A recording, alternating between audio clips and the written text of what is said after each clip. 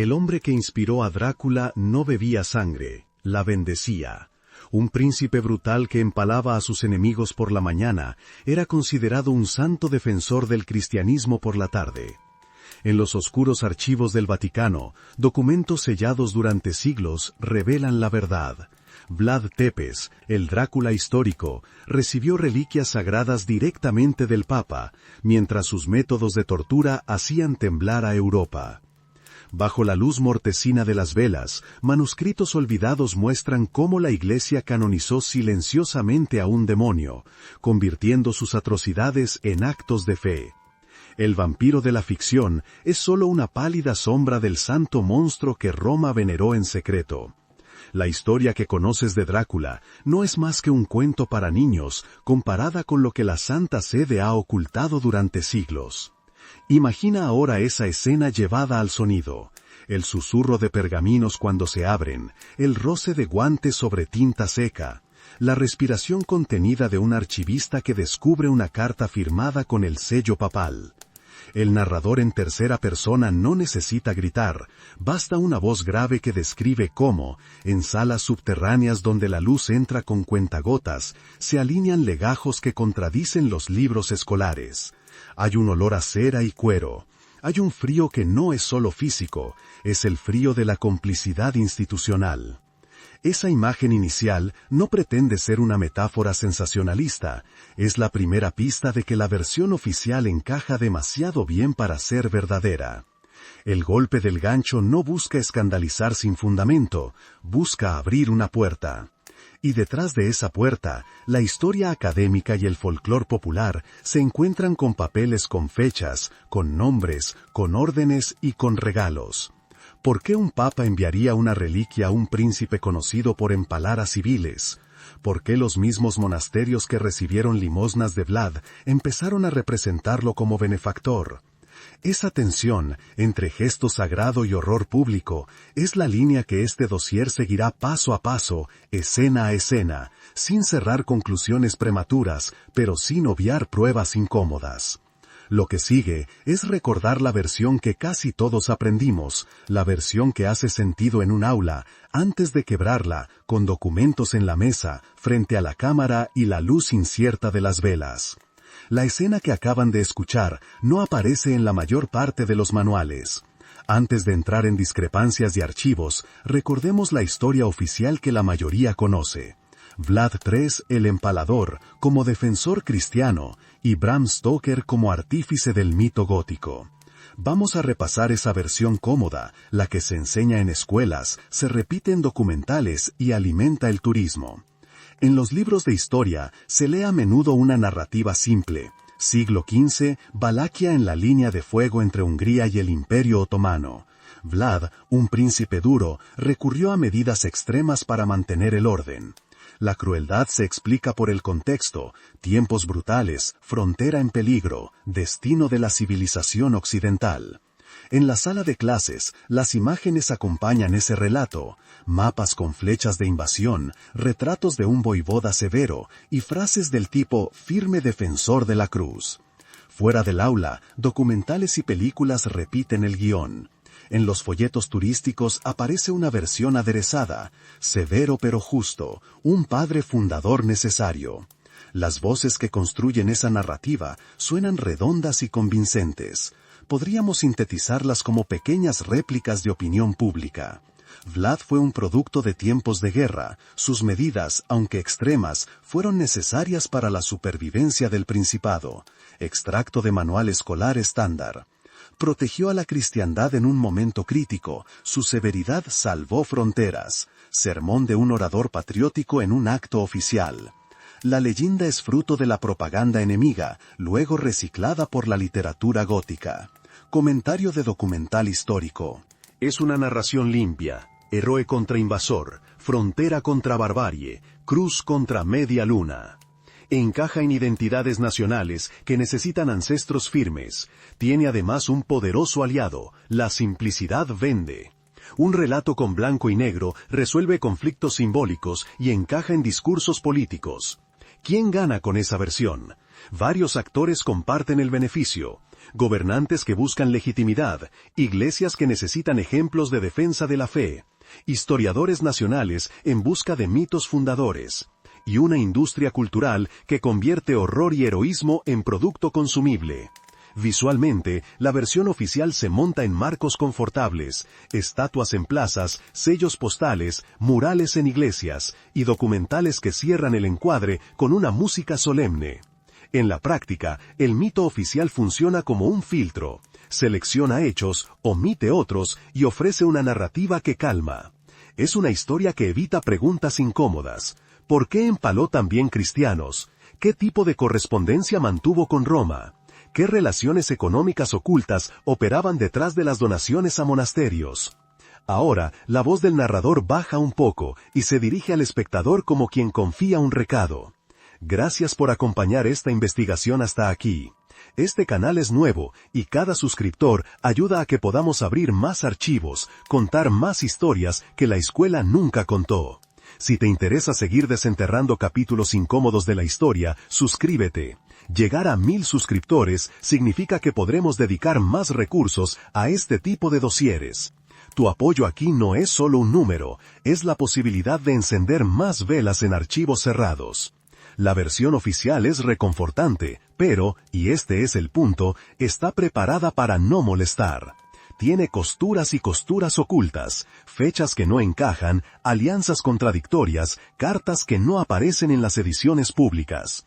En la siguiente sección comenzaremos a abrir esas costuras, a poner documentos sobre la mesa y a comparar voces, las del mito y las de los cronistas que vivieron la época. Lo que parecía un cuadro completo comienza a mostrar grietas. ¿Serán solo imperfecciones o señales de algo mucho más profundo? La respuesta exige que miremos de cerca. El edificio del mito empieza a agrietarse cuando miramos las crónicas contemporáneas desde dentro, no desde la comodidad de una plaza decorada con una estatua. Las fisuras aparecen en registros francos y sin adornos, cuentas de embajadas, cartas comerciales, crónicas de viajeros. Aquí no hay metáforas, hay fechas y nombres que no cuadran con la versión bonita.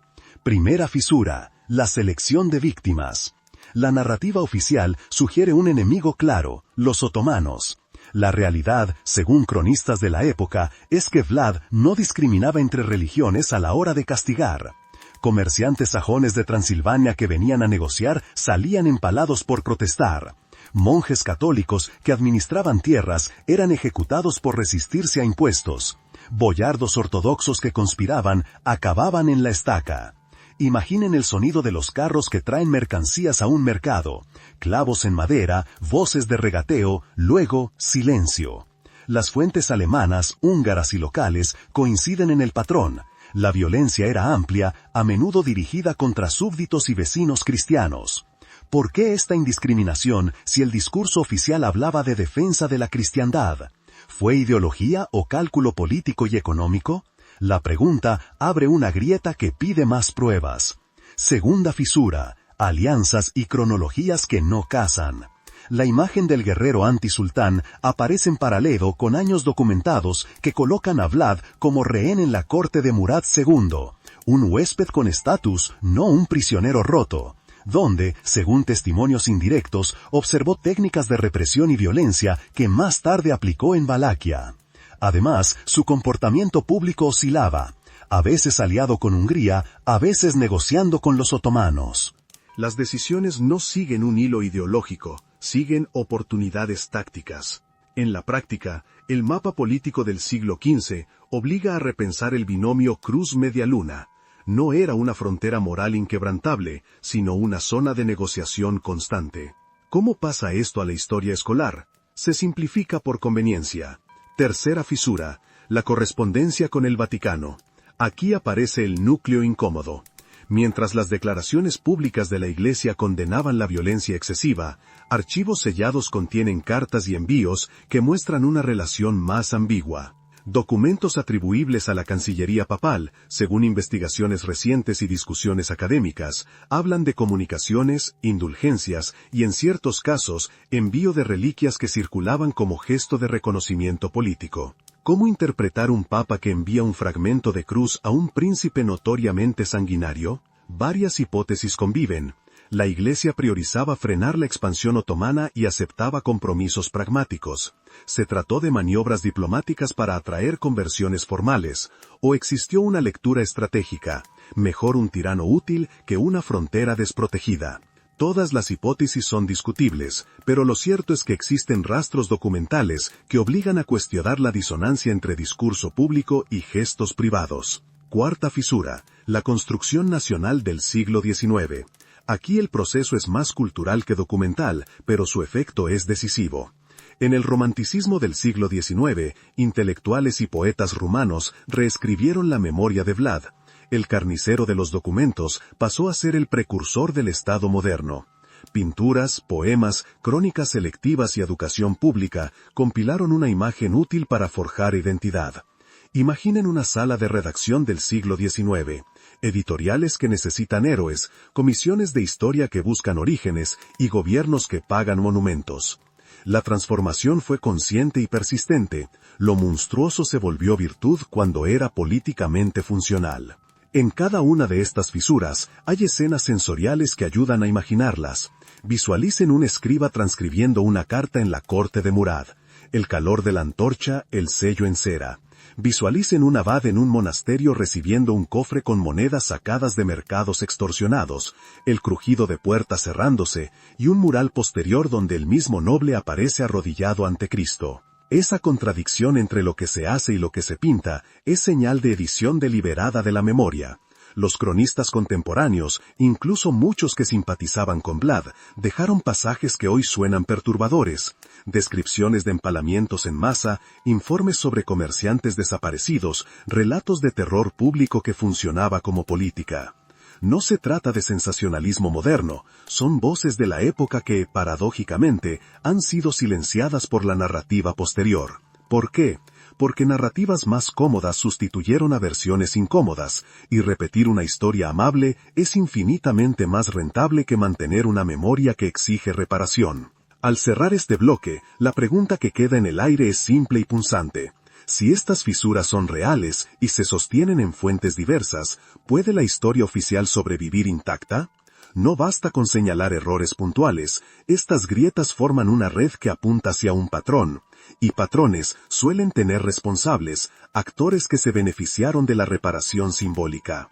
Lo que antes parecía un conjunto de anécdotas aisladas, ahora se parece a un indicio de complicidad sistémica. En la siguiente parte, vamos a seguir ese hilo. ¿Quiénes escribieron la historia y con qué fines?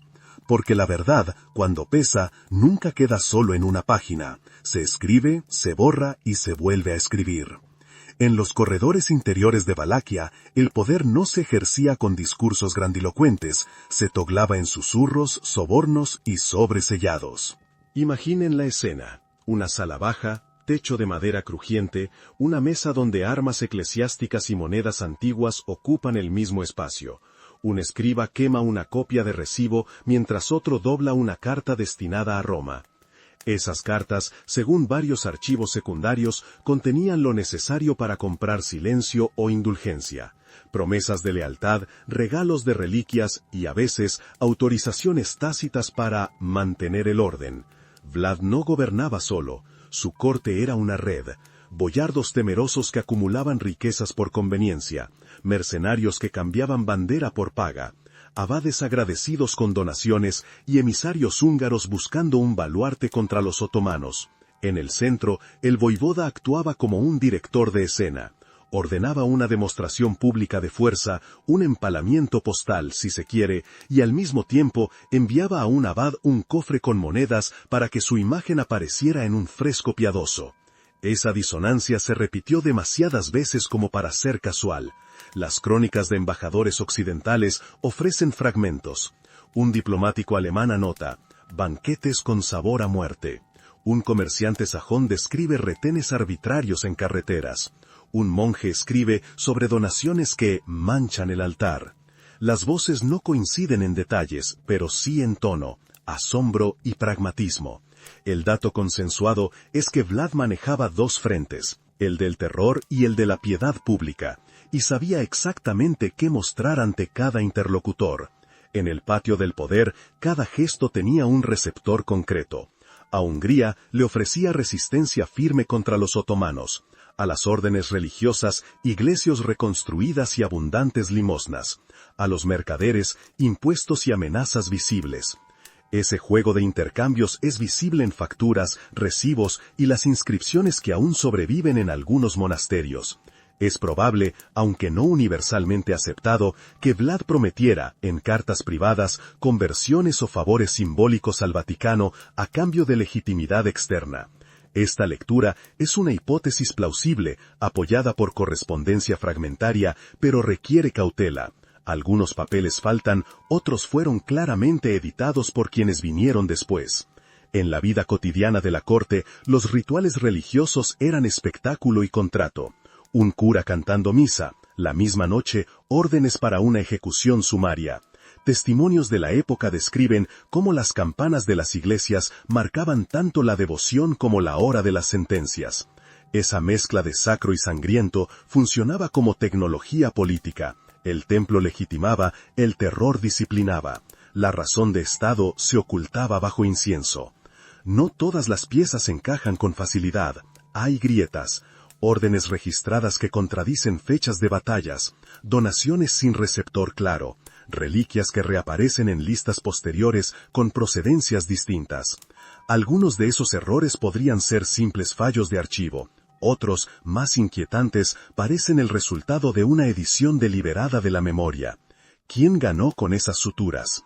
A simple vista, el ganador fue un sistema que necesitaba héroes y excusas, la iglesia que buscaba aliados, los señores que querían estabilidad, y las crónicas que buscaban sentido.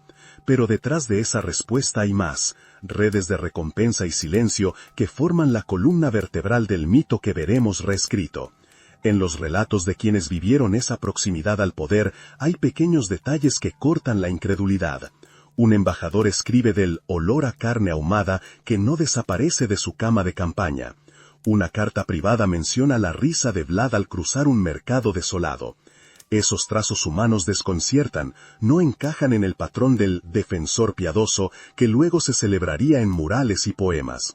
Y sin embargo, cuando estos hechos chocan con la representación pública, la maquinaria histórica actúa. Ediciones, omisiones, reinterpretaciones. ¿Quién ganó con esas suturas? A simple vista, el ganador fue un sistema que necesitaba héroes y excusas, la iglesia que buscaba aliados, los señores que querían estabilidad, y las crónicas que buscaban sentido. Pero detrás de esa respuesta hay más, redes de recompensa y silencio que forman la columna vertebral del mito que veremos reescrito. En los relatos de quienes vivieron esa proximidad al poder hay pequeños detalles que cortan la incredulidad. Un embajador escribe del olor a carne ahumada que no desaparece de su cama de campaña.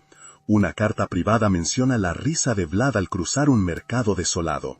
Esos trazos humanos desconciertan, no encajan en el patrón del defensor piadoso que luego se celebraría en murales y poemas. Y sin embargo, cuando estos hechos chocan con la representación pública, la maquinaria histórica actúa. Ediciones, omisiones, reinterpretaciones. Lo que queda al final es una versión conveniente, pero frágil, que explica demasiado bien para ser inocente. Si miramos esos bastidores con atención, se hace evidente una conclusión incómoda. La construcción del poder fue siempre performativa y profundamente instrumental. Cada reliquia enviada, cada ícono pintado, cada empalamiento exhibido, tuvo un valor transaccional. Y ahí, en esa transacción, está el núcleo del misterio. ¿Cómo una iglesia que predicaba misericordia terminó conviviendo con un lenguaje de terror que le servía? La respuesta pide que sigamos, porque el punto de ruptura, un evento concreto y brutal, aún no ha sido contado del todo. Lo que viene a continuación revela cómo una fiesta religiosa pudo convertirse en la bisagra de una historia que después se encargarían de enmascarar. La primavera de 1459 no fue solo otra estación, fue la que puso en evidencia la naturaleza de aquel régimen. El escenario elegido por Vlad fue el monasterio de Targoviste, un lugar donde los íconos brillaban bajo velas y el coro residía en silencio. Las crónicas coinciden en un detalle clave. El monasterio, en ese momento, había recibido ofrendas visibles, acaso incluso algunas reliquias aparentemente entregadas desde Occidente. Ese contraste, la santidad del lugar frente a lo que iba a suceder, es lo que vuelve la escena tan perturbadora. Los invitados eran nobles y sus familias, entre 400 y 500 personas según distintos relatos. Imaginen la sala, mesas largas, pan y vino servidos, candelabros reflejando rostros confiados, monjas repostando plegarias en pasillos laterales. Vlad aparece como anfitrión cortés, formula una pregunta sobre la estabilidad del principado, y cuando la respuesta sugiere cansancio de cambios de poder, ordena cerrar las puertas. Ese gesto, convertir celebración en celda, no fue improvisado, fue el acto culminante de una lógica que llevaba meses gestándose. Lo que siguió es relatado con crudeza por cronistas contemporáneos. Los ancianos y las figuras prominentes son empaladas en el patio, sus cuerpos erigidos como advertencia. Los jóvenes son encadenados y enviados a trabajos forzados a la orilla del Dambovitsa. Las mujeres y algunos clérigos sufren humillaciones que los documentos describen con horror. Es importante subrayar, algunas de las descripciones son repetidas por autores enemigos, otras por cronistas locales neutrales.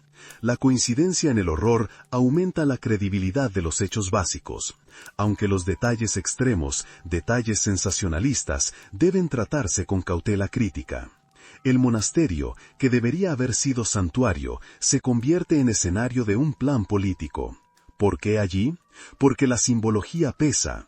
Empalar en un patio donde íconos miran es un mensaje doble. Es una demostración de poder secular ante lo sagrado y, simultáneamente, un acto de intimidación hacia cualquier clase que se negara a someterse. Las velas que ardían como testigos del rito religioso se transformaron en iluminación de la represión.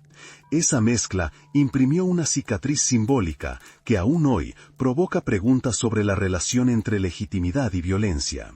3 semanas después de la masacre, según un documento que algunos investigadores han atribuido a archivos vaticanos, y que conviene decirlo, sigue siendo objeto de debate por su procedencia y edición, el Papa Pío II habría enviado a Vlad una reliquia supuesta de la Vera Cruz como reconocimiento por su firme defensa. Si el documento es auténtico, lo que revela es brutal. Una institución que oficialmente condenaba la crueldad, en la práctica maneja complicidades. Si el documento fuese una falsificación posterior o una mala interpretación, la cuestión no desaparece.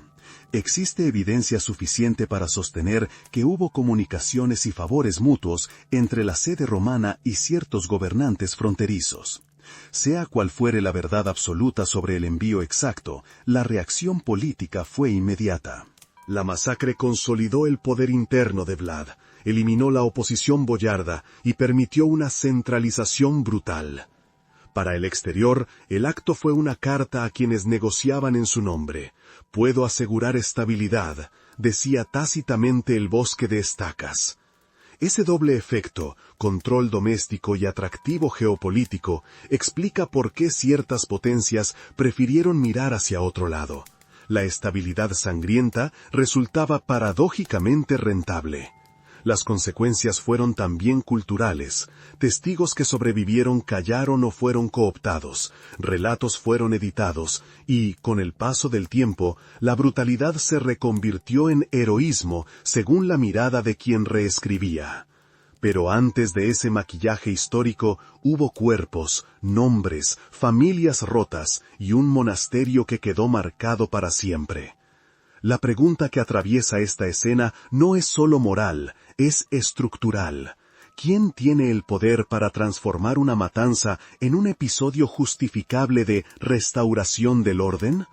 La respuesta empieza con archivos y correspondencias, pero continúa, más tarde, con pinturas, poemas y libros de texto. Y ahí es donde la maquinaria de propaganda empieza a funcionar a pleno. Cuando el polvo político se asentó, comenzó la verdadera autoría del mito, la construcción deliberada de una narrativa que cambiara la percepción pública y transformara horror en utilidad. La propaganda no es un acto único, es una maquinaria con partes y engranajes que se activan en momentos distintos. En este caso, los actores principales fueron la Iglesia Católica, príncipes regionales, cronistas con intereses y, siglos después, culturalizadores como poetas y cineastas. El primer paso fue el archivo. Documentos incómodos fueron retirados, clasificados o perdidos. Las cartas que podrían revelar acuerdos crudos entre Roma y Valaquia dejaron de citarse en colecciones oficiales. Lo que quedaba visible se reescribió. Elogios se convirtieron en llamadas a la moderación. Reliquias enviadas por motivos políticos fueron presentadas como gestos espirituales. Fue un trabajo de edición que combinó selección de pruebas y reinterpretación intencional. Paralelamente, se produjeron panfletos y crónicas patrocinadas por actores interesados. Los príncipes húngaros, cuya prioridad era contener el avance otomano, financiaron narrativas que justificaban medidas duras como necesarias. En estas crónicas, la violencia se relativizaba. Sí, Vlad era severo, pero la amenaza otomana era peor. La repetición de esa tesis en textos le dio la apariencia de argumento racional. Nota metodológica. Aquí conviven hechos verificables, existencia de panfletos, financiación y lecturas interpretativas sobre intencionalidad. Las fuentes muestran convergencia, pero las motivaciones varían según el archivo. La Iglesia Ortodoxa local, por su parte, aceptó donaciones de Vlad y, de forma gradual, incorporó su figura en ciertas devociones locales. Íconos y murales lo mostraron arrodillado, dando al pueblo una imagen piadosa que borró por omisión la estela de violencia. En muchos casos, los monasterios que habían recibido apoyo económico tenían incentivos concretos para presentar una memoria que favoreciera la continuidad de su propio estatus. El siglo XIX fue decisivo.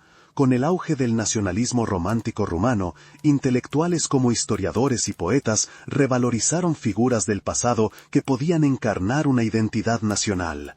Vlad fue transformado de tirano a precursor. Los versos y las narrativas escolares enfatizaron su coraje y minimizaron sus atrocidades. La selección no fue neutral, se eligieron símbolos útiles para construir un relato fundacional. Aquí, de nuevo, los procesos son documentados, publicaciones, comisiones históricas, aprobaciones curriculares, y muestran la deliberación detrás de la sacralización. El siglo XX completó la metamorfosis a través de la cultura de masas. Bram Stoker popularizó el nombre en Occidente, aunque con libertad creativa. El cine y la televisión amplificaron una figura vampírica que se independizó del contexto histórico. A su vez, regímenes políticos en Rumania reelaboraron la figura de Vlad según su conveniencia. El comunismo lo pintó como castigador de los explotadores, otros periodos como símbolo de resistencia. La repetición mediática transformó la visión pública hasta hacer que el mito pareciera orgánico. Finalmente, la economía del turismo cerró el circuito. El castillo de Bran, poco relacionado con Vlad, se convirtió en ícono comercial. Souvenirs, recorridos teatralizados y guías que repiten la versión firme pero necesaria consolidaron una memoria rentable. La historia pasa a ser producto. Y los productos, una vez instalados, reducen la incertidumbre. Quien compra una postal no pregunta por archivos sellados. El resultado de esta maquinaria es doble. Por un lado, un héroe útil para narrativas nacionales y religiosas. Por otro, la ocultación deliberada de complicidades. Al desmontar pieza por pieza este proceso, entendemos algo esencial. No existe un único responsable, sino una red que necesitaba un relato funcional. La pregunta que queda es incómoda porque implica reconocer que los límites entre verdad, conveniencia y lucro son porosos. Después de seguir estos hilos, lo que no queda es ni un santo ni un demonio empaquetado en blanco o negro. Queda una figura humana, compleja y contradictoria, y una red de instituciones que eligieron historias convenientes. Y una certeza inquietante, si llegaron a fabricar un defensor de la cristiandad de la nada, ¿qué otras verdades se han construido de la misma manera? La respuesta no está en un solo archivo, está en muchos, y en la decisión consciente de repetir una versión hasta que parezca inmutable. Eso es lo que examinará la siguiente parte de este dossier, pero por ahora la sospecha ya se ha plantado, la memoria fue trabajada y con ella nuestra forma de entender el pasado. Si quitamos las capas de leyenda y propaganda, lo que emerge no es un monstruo mitológico ni un héroe pulcro, sino un hombre moldeado por la violencia, la supervivencia y la utilidad política. Vlad III fue ante todo un estratega que aprendió en la humillación de su rehén y en la osadía de su venganza que el terror podía negociarse como moneda de poder. Verlo así no lo exime, explica por qué empalaba con metódica atención al detalle, por qué montaba formaciones de cuerpos visibles desde las rutas comerciales y por qué convertía el miedo en infraestructura de Estado. Su táctica del horror tenía lógica militar y simbólica, no era crueldad desordenada, era teatro calculado, estacas alineadas como estandartes, variación de altura según rango, cenas ceremoniales donde los convidados observaban moribundos para aprender quién mandaba. El efecto buscado era doble, control interno y demostración externa, y en ese doble filo Vlad encontró la estabilidad en un principado inestable. Quien se acercaba veía la razón miserable detrás de la monstruosidad, un mecanismo político que funcionaba. En lo religioso, su postura fue transaccional y ambivalente. Construyó iglesias, patrocinó monasterios y besó reliquias en público. En privado, negoció con Roma, ofreció favores y prometió conversiones según conveniencias diplomáticas. La piedad fue un instrumento, no siempre un credo. Esa misma ambivalencia explica la paradoja que hemos venido siguiendo, un príncipe que empalaba y semanas después recibía del otro lado del mapa fragmentos de la Vera Cruz. No es coincidencia, sino coherencia estratégica. Humanizarlo no es justificarlo. En relatos de la época aparecen momentos que sugieren miedo auténtico, traumas infantiles y una sensación constante de riesgo existencial. Eso ayuda a comprender la raíz de su dureza sin blanquearla. Tampoco fue un autómata. Sus decisiones combinaban cálculo político, venganza personal y a veces crueldad instrumental, que produjo sufrimientos concretos y duraderos para miles de familias. Su legado práctico fue ambivalente y frío. Consiguió por un tiempo consolidar Valaquia como entidad política, pero a un precio enorme. Destruyó tejido social, sembró cicatrices intercomunitarias y dejó una narrativa utilizable por poderes externos. Esa mezcla de eficiencia estatal y brutalidad interpersonal es lo que lo hace tan difícil de encasillar. Y queda la pregunta que nunca deja de resonar. Cuando un gobernante estabiliza un territorio mediante el terror, ¿quién juzga el balance entre orden y crimen? La respuesta, como veremos, no se dio en tribunales, se dio en archivos, en murales y en mercados de souvenirs que limpiaron la historia. Pero antes de entrar en ese terreno, conviene mirar cómo esa sombra de Vlad llegó intacta hasta nuestros días, mostrando no solo lo que fue, sino lo que permite ser hoy. La sombra de Vlad no se disolvió con su muerte, se transformó en herramienta. En el discurso político contemporáneo de Europa del Este, reaparecen con frecuencia las frases cortas y efectivas que el mito ofrece. Defender la frontera, mano dura, orden a cualquier costo. Esas consignas funcionan como atajos cognitivos, activan una figura histórica que, aunque estereotipada, entrega legitimidad simbólica a proyectos actuales. Políticos que quieren cerrar fronteras o endurecer penas reciclan esa imagen porque ella ya ha sido trabajada para producir obediencia. En la Iglesia la ambivalencia persiste. Algunos archivos vaticanos permanecen cerrados por razones diplomáticas, otros conservan correspondencias que muestran pragmatismo. El gesto institucional moderno es ambiguo. Por un lado, hay llamadas a la reconciliación y al diálogo ecuménico. Por otro, persiste la tendencia a aceptar donaciones, beatificaciones parciales y memoria selectiva cuando ello refuerza redes de influencia.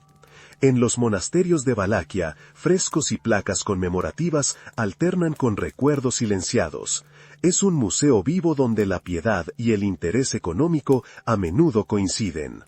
La cultura popular hace el resto. Novelas, series, videojuegos y películas convierten la figura en producto. El vampiro literario de Bram Stoker, remezclado con detalles históricos, se traduce hoy en franquicias que mueven millones. En pantalla se celebra la monstruosidad como espectáculo. En las estanterías, la biografía amigable, que reduce la política a épica, aparece junto a merchandising de castillos. El resultado es que el consumidor puede vivir la crueldad desde la distancia cómoda del entretenimiento y olvidar las preguntas incómodas sobre complicidades institucionales. El turismo completa el circuito. Rutas temáticas, visitas teatralizadas y souvenirs convierten la violencia en experiencia lúdica.